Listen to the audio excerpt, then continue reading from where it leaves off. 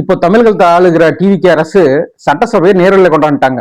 அப்படி நேரலையை கொண்டாந்ததுனால கிட்டத்தட்ட முக்காவாசி பேர் என்ன பண்றது ஏது பண்றதுன்னு தெரியாம எம்எல்ஏக்களும் புலம்பிட்டு இருக்கிறாங்க. ஐயோ இது மேட்ரே வேறம்மா. குறிப்பா திமுக எம்எல்ஏக்கள் என்ன பேசுறதுன்னு அவங்களுக்கு தெரியல.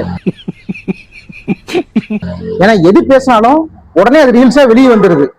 மனுஷன் அவங்க ஒரு ஈவிரக்கம் இல்லாம நடந்துக்கிறாங்க. எதிர்கட்சி தலைவர் உதயநிதி ஸ்டாலின் அவர்கள் அவர் வெளிப்படையா சொல்லிட்டாரு, நேரடியாக அதனால அவை குறிப்பிட்டு நீக்கிறீங்க அப்படிங்கும் போது அது வெளியே எடுத்து ரீல்ஸா கட் பண்ணி போடுறாங்க அப்படின்னு சட்டசபையிலே பேச ஆரம்பிச்சுட்டாரு. ஏன்னா கிட்டத்தட்ட இதுக்கு மேல தாங்க முடியாது குருநாதா. திமுகவுல என்ன பண்றதுன்னே தெரியல. ஏன்னா தவறா ஏதாவது பேசினாலும் அது ரீல்ஸா வெளியே வந்துருது. இதனால என்ன பண்றது ஒரே குழப்பத்துல வாழ்ந்துட்டு இருக்கிற மதர். இது நாள் வரைக்கும் சட்டசபையில் நடந்தது லைவ் வந்ததே கிடையாது. இது டிவிகே அரசோட மிகப்பெரிய சாதனை. இதுக்கு முன்னாடி இருந்த திமுக சட்டசபையை நேரலையில அவங்க காட்டுறது கிடையாது. அவங்க வெளியே சட்டசபையில என்ன நடந்துச்சுன்னு சொல்லி நியூஸ் மீடியாவுக்கு குறிப்பு தான் கொடுப்பாங்க. இப்படி பேசினாங்க, அதனால வெளிநடப்பு செஞ்சுட்டோம், இந்தந்த விஷயத்த நாங்க பேசுறோம் அப்படின்னு தான் சொல்லிட்டு இருப்பாங்க. இது வரைக்கும் நேரலை அவங்க காமிச்சது கிடையாது. சரி, சட்டசபையில மக்கள் பிரச்சனையை பத்தி திமுக பேசும் அப்படின்னு பார்த்தா பேசவே கிடையாது. சட்டசபையில மக்கள் பிரச்சனையை பேசுவாங்கன்னு எம்எல்ஏக்கள் அமைச்சர்கள் நம்ம எதிர்பார்த்துக்கிட்டு இருந்தா சின்ன பிள்ளைங்க மாதிரி டீச்சர் அவன் பின்னாடி என்ன குத்திட்டான், டீச்சரை என்ன கிள்ளிட்டான் அப்படின்னு ஆளுங்கட்சி எதிர்கட்சி சண்டை போட்டுட்டு இருக்கிறாங்க.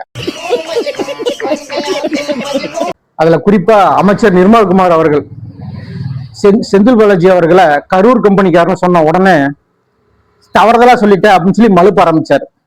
உடனே எதிர்கட்சி தலைவர் எந்திரிச்சு சங்கி அமைச்சர் அப்படின்னு இவரு பதிலுக்கு பேச ஆரம்பிச்சாரு. உடனே இவர் என்ன பண்ணாரு, பாத்ரூம்ல 3 மணி நேரம் உட்காந்துருந்தா இவரு பேச 2 பேருக்கும் பெரிய வாக்குவாதமா ஆயிடுச்சு. ரெண்டுல இப்படியே பேசிக்கிட்டே இருந்தா என்னடா அர்த்தம்? எது பெருசுன்னு அடிச்சு காட். இவங்க 2 பேருமே சரிசமமா வாக்குவாதம் பண்ணி சரியான ஆளுங்கிறத நிரூபிச்சுட்டாங்க. நாட்டுல இப்ப எவ்வளவு பிரச்சனை ஓடிட்டு இருக்குது, கரண்ட் பில்லு விலையேற்றம், சட்ட ஒழுங்கு பிரச்சனை, இதெல்லாம் கொஞ்சம் கொஞ்சமா சட்டசபையில எல்லாம் பேசுவாங்கன்னு பார்த்தா அதை விட்டுட்டு எதையே பேசிட்டு இருக்கிறாங்க. அது பத்தாதுன்னு முதலமைச்சர் அறிவிப்பை கொடுத்துக்கிறாரு, எம்எல்ஏக்களுக்கு கார் வழங்கப்படும் அப்படின்னு. இதுல பெட்ரோல் செலவுக்காக மாதம் 75,000 ரூபாய், மக்கள் பணத்தை தொடமாட்டேன் அப்படின்னு சொன்னார் முதலமைச்சர் அவர்கள். இது என்ன சார்? இது சாதாரண மக்கள் 200க்கும் 300க்கும் பயங்கரமா கஷ்டப்பட்டுக்கிறாங்க சார். அப்பனா அவருக்கு ஓட்டு போட்ட மக்களுக்கு மொத்தத்தை நாம தானா? தமிழ்நாட்டுல இருக்கிற எம்எல்ஏக்கள்ல 100க்கு 90 பேருக்கு கார் இருக்கு. அந்த காருக்கு ஒதுக்குற நிதிய ஒரு ஆக்கப்பூர்வமான திட்டத்துக்கு நீங்க ஒதுக்கலாம். குறிப்பா நெல்மணிகள் வீணா போறதுனால அங்கிருந்து குடோன் கட்டுறதுக்கு அந்த காசை பயன்படுத்தலாம். அதை விட்டுட்டு எம்எல்ஏக்கு எதுக்கு சார் காரு? நான் சரியா பேசுறேன்னா? ரொம்ப கரெக்ட். மலையில நெல் மூட்டைகள் வீணா போகுதுன்னு தார்பை வாங்குறது 5 கோடி ரூபாய் நிதி ஒதுக்கினீங்க. அதே குடோன் கட்டுறதுக்கு இப்போ நீங்க காருக்கு ஒதுக்குற நிதி அதுக்கு குடோனுக்கு நிதி ஒதுக்கலாம் சார். அதுலயே ஒரு எம்எல்ஏ கொடுக்கறத கொடுத்தா இனோவா கார் கொடுத்தா நல்லா இருக்கும் சார் சொல்றாரு. கொடுக்கிற காரை இனோவா காராக கொடுத்தால் நன்றாக இருக்கும் என்று பின்னாடி இருக்கின்ற உறுப்பினர்கள் சொல்லுகின்றார்கள். நீங்க எம்எல்ஏக்கு கார் கொடுக்கிற அந்த திட்டம் உங்களுக்கு பேக் ஃபயரா தான் முடியும்.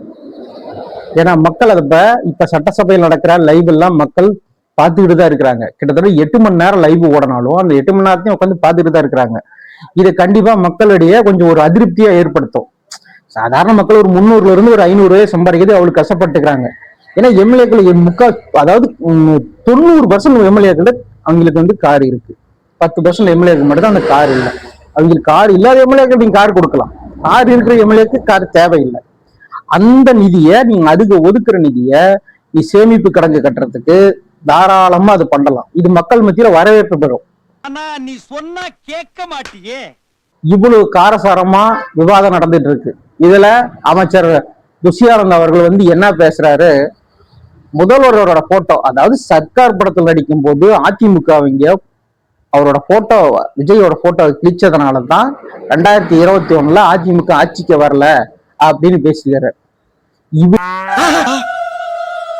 தவிக பொதுச் செயலாளர் புசி ஆனந்த் கடந்த 7 நாட்களாக தலைமறைவாக இருக்கிறார்.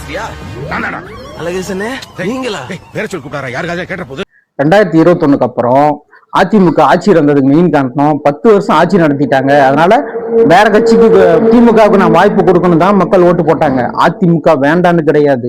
அதனாலதான் அதிமுக 2021 ஆட்சி இழந்தாங்க. உங்க முதலமைச்சர் அவர்களை படத்தை கிழிச்சதுனால அதிமுக ஆட்சி இழக்க கிடையாது. ஜெயலலிதா அம்மையார் குறித்து அவர் கொடுத்த இலவசங்கள் குறித்து நீங்க படம் எடுத்தா எப்படி உங்களை சும்மா விடுவாங்க? அரசியல் நடத்துறியா அராஜகம் நடத்துறியா? என்ன பண்ணா என் கட்சிக்காரன் என்னையா தப்பு பண்ணா? அந்த டைம்ல இலவசம் கொடுத்ததை அதை தூக்கி போட்டு உடைச்சு அது சில காட்சிகள் வச்சு அதனாலதான் அந்த பிரச்சனை வந்துச்சு. சார், உங்க ஆட்சியில இப்ப இலவசம் மடிக்கணி திட்டம் அறிவிச்சிருக்கிறீங்க. இப்ப தாலிக்கு தங்க மோதிர திட்டம் இதெல்லாம் இலவசம் தான் சார். நீங்க மட்டும் இலவசம் கொடுக்கலாம், மத்த கட்சிக்காரன் இலவசம் கொடுத்தா அதை நீங்க கேலிய பேசுவீங்க. உங்களுக்கு வந்தா மட்டும் அரசியல்ல இதெல்லாம் சாதாரணமாப்பா. நீங்க தான் சார் நீர்வளத்துறை அமைச்சர்.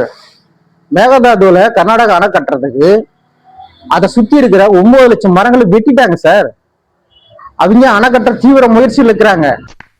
ஏற்கனவே அவங்களுக்கு நமக்கும் வாக்கியா தகராறு இருக்கு. அதை பத்தி சட்டசபையில பேசுங்க. அதை பத்தி பேசாம சார் உங்க முதல்வரோட புகழை பத்தி பேசிட்டு இருக்கிறீங்க. இது உங்களுக்கு பெரிய பின்னடைவா போங்க சார். நீங்க உட்காந்து துதிதான் பாடிக்கிட்டு இருக்கிறீங்க. மக்கள் பிரச்சனை பேசுறது கிடையாது. இது வரைக்கும் எத்தனை எலெக்ஷன் நடந்திருக்கு? ஜெயிச்சவங்க பூரா நல்லது பண்ணிருக்கானா? நாங்க மட்டும் பண்றதுக்கு என்ன இழுச்ச வாயினுங்களா? எதிர்கட்சிக்காரர்கள் எந்திரிச்சு ஏதாவது ஒரு கேள்விக்கு பதில் சொன்னா ஒரு 3 அமைச்சர்கள் தவிர வேற யாரும் பேச. 1 ராஜ்மோகன் அவர்கள், 2 ஆதவ அர்ஜுன் அவர்கள், 3 நிர்மல்குமார் அவர்கள், அடுத்தது ரமேஷ் அவர்கள். இவர்கள் தான் ஐயோ, இது மேட்ரே வேறம்மா. பதில் சொல்லிட்டு இருக்கிறாங்க. மத்த அமைச்சர்கள்லாம் எதுவும் பேசாமையா இருக்கிறாங்களே. மறக்காம சர்ப்ரைஸ் பண்ணுங்க. தேங்க்யூ.